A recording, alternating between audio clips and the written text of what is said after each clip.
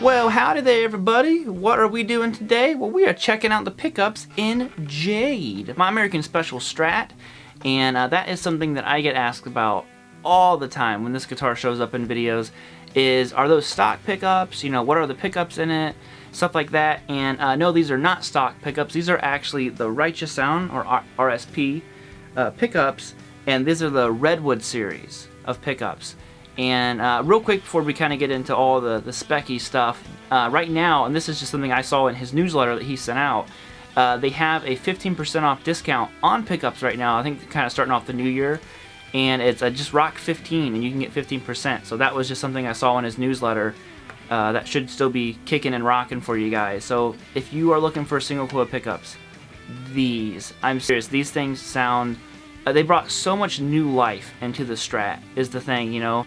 These pickups, it's funny, you know, the other pickups, I think were the American Specials that come in this, which are not bad pickups at all.